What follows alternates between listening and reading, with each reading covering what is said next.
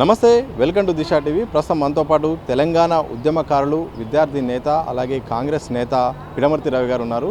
గాంధీ భవన్కు చాలా రోజుల తర్వాత వచ్చారు. మరికొద్ది రోజుల్లో లోక్సభ ఎన్నికలు ఉన్నాయి. టికెట్ల విషయంలో చర్చ నడుస్తుంది. దాంతోపాటు నామినేటెడ్ పోస్టుల అంశం కూడా చర్చ నడుస్తుంది. అదే అంశంతో మాట్లాడదాం. ప్రధానంగా ఎలక్షన్ తర్వాత చాలా రోజుల తర్వాత గాంధీ భవన్ వచ్చారు. విశేషమేంటి? అంటే కాంగ్రెస్ పార్టీ కార్యాలయానికి రెగ్యులర్గా వచ్చిపోతూ ఉంటాం. ఈ మధ్యలో బాగా గ్యాప్ వచ్చింది ఎలక్షన్స్ అనేది. సో ఈరోజు మన మినిస్టర్ పొన్నం ప్రభాకర్ గారు నడవడానికి రాలేదు. సో టికెట్ ఆశించారు, చాలా కాన్ఫరెన్స్ల పేర్లు వచ్చాయి దాదాపు, కానీ చివరి నిమిషంలో టికెట్ రాలేదు, భంగపడ్డారు. ఏం జరిగింది అసలు టికెట్ విషయం? భంగపడ్డా లేదని కాదు, బాధపడ్డా. కాకపోతే ఏంటంటే కాంగ్రెస్ పార్టీ పెద్దది, వివిధ కారణాలతోటి టికెట్ రాలేదు. సో భవిష్యత్తు మంచిగా ఉంటుందని ఆశాభావంతో ఉన్నా. రెండోది ఏంటంటే అన్ఫార్చునేట్గా గద్దర్ చనిపోవడంతో ఆయన బిడ్డకి ఇచ్చిండు. సో దానికి కూడా నేను ఓకే కారణం బాగుందని చెప్పి ఆగింది. సో ఇంట్రోలో చెప్పినట్టుగానే ఇటు నామినేటెడ్ పోస్టుల అంశం నడుస్తుంది, మరోవైపు ఇటు లోక్సభ సీట్ల విషయంలో కూడా చర్చ నడుస్తుంది. సో మీ అడుగులు ఎటువైపు, మీ యొక్క ప్రియారిటీ ఎటువైపు? నాది పార్లమెంటరీ టికెట్ వైపే నాది. ఎందుకంటే 2014లోనే నేను ఎటువంటి బ్యాక్గ్రౌండ్, పొలిటికల్ బ్యాక్గ్రౌండ్ నేను ముఖ్యమంత్రి కేసీఆర్ తోటి, అప్పుడు ముఖ్యమంత్రి కేసీఆర్తో మాట్లాడి నేను ఐసీ కార్పొరేషన్ చైర్మన్ తీసుకొచ్చిన. 2018లో మళ్ళీ టికెట్ తీసుకొచ్చిన. ఇప్పుడు మాకు కాంగ్రెస్ పార్టీలో పెద్ద నాయకులు పొంగులేటి శ్రీనివాసరెడ్డి గారు ఉన్నారు కదా. సో నాకు అటువంటిది అంటే ఇప్పుడు ఎంత పెద్ద లీడర్ ఉండి మా నాయకుడు ఉన్నప్పుడు మళ్ళీ నేను కార్పొరేషన్ చైర్మన్ కాకుండా ఎంపీ టికెట్ అడుగుతా ఉన్నాను. సో అంత పెద్ద నేత ఉన్నప్పుడు కూడా మీరు 4-5 కాన్స్టిట్యున్సీలు ఎక్స్పెక్ట్ చేశారు, చర్చ కూడా నడిచింది, కానీ టికెట్ రాని పరిస్థితి ఏమేమి జరిగింది? అంటే ఇప్పుడు ప్రధానంగా ఏంటంటే బేసికల్గా నాకు సత్తుపల్లికి నేను లోకల్ అయితే అక్కడ 2 సార్లు పోటీ చేసిన. అక్కడ వివిధ కారణాలతోటి నేను హైదరాబాద్ కంటోన్మెంట్ రావడంతో అవన్నీ వచ్చినాయి. సో పార్టీ నన్ను ఈ చాలా చోట్ల వాడుకోవాలని చూసింది, కానీ వర్కౌట్ కాలేదు, అది మ్యాచ్ కాలేదు. దానివల్ల టికెట్ పోయింది. ఎక్కడొక్కడ వస్తాను అనుకున్నా. సో మీరు వరంగల్ టికెట్ ఎక్స్పెక్ట్ చేస్తామని చెప్పారు. అద్దంకి దయాకర్ కూడా పేరు వినిపిస్తూ ఉంది. ఇద్దరి మధ్యలో పోటీ ఉండే అవకాశం ఉందా? ఇద్దరు ఇట్లా ఎవరికొరు వస్తే ఎట్లా ఉండబోతుంది? అంటే గతంలో ఇద్దరం తుంగతుర్తికి పోటీపడి ఇద్దరంకి రాలేదు. సో ఇప్పుడు నా అంచనా ఏంటంటే తెలంగాణలో 3 లోక్సభ స్థానాల్లో అందులో మాదిగలకు 2 వస్తాయి. సో ఒక సీటు దయాకర్కి ఇచ్చిన, 2 మాదిగలు ఉంది కాబట్టి ఆ మాదిగ కోటాలో నేను వస్తానని అనుకుంటా ఉన్నా. సో దయాకర్తో పోటీ ఉండదు. దయాకర్కు మంచి కాన్సెన్సీ పెద్దపల్లి ఉంది. కాంగ్రెస్ పార్టీ పెద్దపల్లి ఎప్పుడు మాలలకు ఇస్తుంది, ఆడ ఇస్తే ఓకే. సో విద్యార్థి నాయకుల విషయంలో కానీ కాంగ్రెస్ పార్టీ విధానం ఎలా ఉంది? గతంలో బీఆర్ఎస్ పార్టీ మాత్రం చాలామందికి ఎమ్మెల్యేలుగా అవకాశం ఇచ్చింది, నామినేటెడ్లో అవకాశం ఇచ్చింది. సో భవిష్యత్తులో కాంగ్రెస్ పార్టీ ఎంత ప్రియారిటీ ఇవ్వాలి, ఎక్కడెక్కడ ఇవ్వాల్సిన అవసరం ఉంది? అంటే ముఖ్యంగా టికెట్ల విషయంలో ఇవ్వాలి. సో కేసీఆర్ కన్నా ఎక్కువ ఇవ్వాలి, నామినేటర్లో ఎక్కువ ఇవ్వాలి. ఉస్మానియా సిటీ కేంద్రంగా, కాకతీయ యూనివర్సిటీ కేంద్రంగా ఉన్న వాళ్ళకి ఇవ్వాలి. అట్లా చేస్తే కేసీఆర్ కన్నా తెలంగాణ ఉద్యమకారులు మన వైపు వచ్చే అవకాశం ఉంది. రెండోది ఏంటంటే కేసీఆర్ తెలంగాణ ఉద్యమకారులకు ఏం చేయలేదు, రాజకీయ అవకాశాలు ఇచ్చిండు, కానీ అవన్నీ కూడా ఓడిపోయేటి. ఒక లీడరు అవుట్ స్టాండింగ్ లీడర్గా ఇట్లా వచ్చినట్టుగా ఎవరు కనిపించలే కదా. ఏదో ఎమ్మెల్యే టికెట్, ఎంపీ టికెట్ చేయడం తప్పించి, కానీ వాళ్ళని ఒక మంత్రి చేయడం, ఒక పెద్ద నాయకునిగా తెలంగాణ తయారు చేయడం, తెలంగాణ ఉద్యమంలో వచ్చిన వాళ్ళని పెద్ద లీడర్గా చూపించే ప్రయత్నం కేసీఆర్ చేయలేదు. కానీ వాళ్ళ ముఖ్యమంత్రి రేవంత్ రెడ్డి గారు దాదాపుగా తెలంగాణలో ఉద్యమంలో పనిచేసినటువంటి వాళ్ళకు, అరెస్ట్ అయిన వాళ్ళకు, కేసులు పెట్టిన వాళ్ళకి, జైలు పోయిన వాళ్ళకు 250 గజాల స్థలం ఇచ్చి వాళ్ళందరినీ సెటిల్ చేసే ఉద్దేశంలో ఉన్నాడు. రాజకీయంగా వచ్చే అవకాశాలు ఎట్లా పార్టీలో పనిచేసిన వాళ్ళకు అంటే ఇద్దరు అందులో ఉద్యమకారుడై ఉండి, లేకపోతే స్టూడెంట్ లీడర్ అయ్యి, లేకపోతే కాంగ్రెస్ పార్టీలో ఉంటే ఇవన్నీ మ్యాచ్ అయితే వచ్చే అవకాశం వస్తుంది.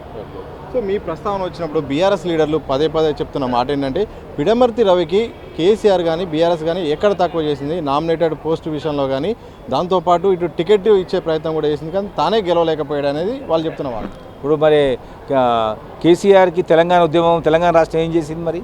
తక్కువేం చేయలే కదా. 2 సార్లు ముఖ్యమంత్రి చేసిందిగా. 2 సార్లు ముఖ్యమంత్రి చేసినప్పుడు ఇక చాలదా? చాలు కదా. అందుకోసమే జనాలు ఓవర్ యాక్షన్ ఎక్కువైపోయిందని నేను దింపిరు. నాకు ఇచ్చిన టికెట్ ఆంధ్ర సరిహద్దు ప్రాంతంలో, నేను అక్కడ లోకల్ కాదు, ఆ ప్రాంతంలో నాకు టికెట్ ఇచ్చిండు. ఇచ్చి కేటీఆర్ పైసలు ఆపోజిట్ వ్యక్తికి ఇచ్చిండు. సో అక్కడ ఉన్న లోకల్గా ఉన్నటువంటి స్థానిక నాయకత్వం సహకరించకపోవడం వల్ల, నేను తెలంగాణ ఉద్యమకారులో టాప్ ఉండడం వల్ల అక్కడ వాళ్ళందరూ నా యాక్సెంట్ కూడా నేను ఒప్పుకోకుండా నాకు వ్యతిరేకంగా ఓట్లేసింది. రెండోది, నన్ను ఓడిపోయిన అంటున్నావు కదా, ఇప్పుడు టీఆర్ఎస్ పార్టీ నుంచి పోటీ చేసినా కూడా మళ్ళీ ఓడిపోయాడు. ఖమ్మం జిల్లాలో టీఆర్ఎస్ పార్టీ ఎక్కడ గెలిచింది చెప్పు? 3 ఎన్నికల్లో 3 గెలిచింది. కొత్తగూడెం ఒకసారి, ఖమ్మం ఒకసారి, ఈసారి భద్రాచలం. 10 ఇట్లా 9 ఓడిపోయింది కదా. నేను నా మీదనే ఓడిపోయినని ప్రచారం ఉద్దేశించింది అంటే పిడమర్తి రవి పోయేటప్పుడు పిడమర్తి రవిని ఏదో ఒకటి అనాలి. కేసీఆర్కి తెలంగాణలో ఏ అవకాశాలు వచ్చినాయో అట్లనే నాకు కేసీఆర్ అవకాశం కల్పించాల్సి ఉండే. అందుకోసమే తెలంగాణ ఉద్యమకారులు పిడమర్తి రవిని దూరం చేసుకున్నందుకే పిడమర్తి రవిని దూరం చేసుకున్నాకే మాదిగలు మొత్తం కూడా కేసీఆర్కి వ్యతిరేకంగా ఉండి కేసీఆర్ని వాళ్ళ కుటుంబాన్ని పొందబెట్టింది తెలంగాణ రాష్ట్రం. సో ఎన్నికల ముందు మీకు అత్యంత సన్నిహితులుగా ఉండే విద్యార్థి నేతలు కూడా టికెట్ రాలేదని పార్టీ మారారు.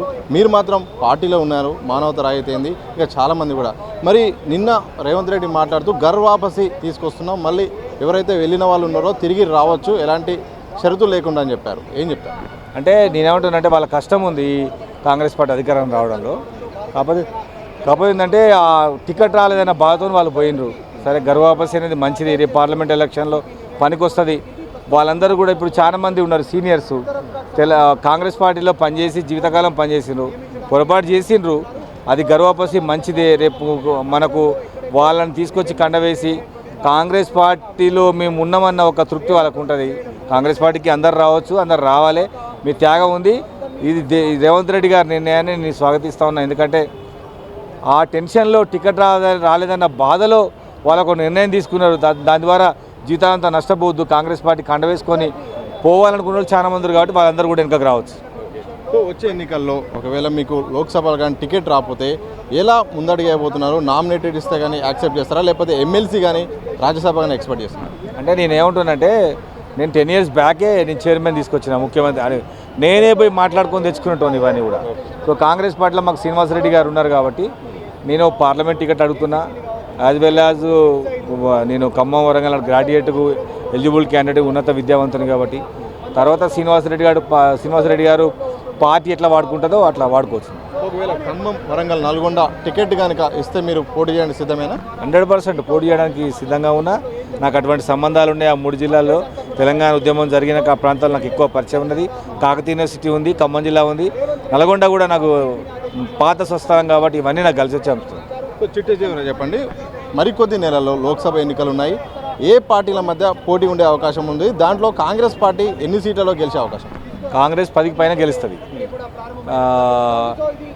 3-4 స్థానాలు బీజేపీకి వస్తాయి, ఒక సీటు టీఆర్ఎస్కి వస్తుంది. పోటీ కాంగ్రెస్ బీజేపీ మధ్యలో ఉంటుంది.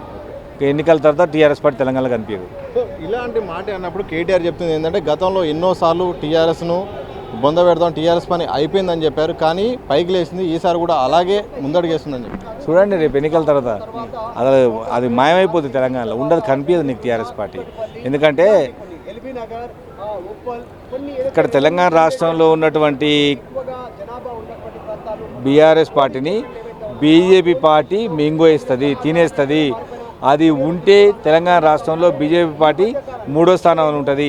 టీఆర్ఎస్ పార్టీని తెలంగాణ రాష్ట్రంలో లేకుండా చేస్తే బీజేపీ పార్టీ 2వ స్థానంకి వస్తుంది. ఈ లక్ష్యంతో బీజేపీ పార్టీ బీఆర్ఎస్ని మింగుద్ది. తెలంగాణ గలం వినిపించాలంటే అది బీఆర్ఎస్తోనే సాధ్యం. పార్లమెంట్ ఎన్నికల్లో ప్రజలు బీఆర్ఎస్కే ఓటు వేయాల్సిన అవసరం, గెలిపించుకోవాల్సిన అవసరం ఉందని కేటీఆర్ కానీ బీఆర్ఎస్ నేతలు పదే చెప్తున్నా నినాదం. ఇప్పుడు ఢిల్లీలో టీఆర్ఎస్ పార్టీ ఎంపీలు ఏం చేస్తారో అందరికీ తెలుసు. రోజు ఒక్కడ డిన్నరు, రాత్రి నైట్ ఒక్కడ పార్టీ. వాళ్ళు ఏదన్నా అంశాన్ని సాధించిరని ఉందా? ఎస్సీ వర్గీకరణ సాధించారా పార్లమెంట్ అభ్యర్థులు?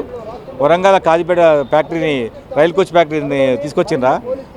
వరి కోసం ధర్నా చేసిర్రు, దాని రేటు పెరిగిందా? ఏమన్నా ఒకటి చెప్పండి. తెలంగాణ కోసం అని వీళ్ళు చేసింది. కాళేశ్వరం ఏమన్నా ఒక్క పని చేసినా ఎంపీలు అడగండి. వాళ్ళకి తిండి దండగా, జీతం దండగా. రైట్.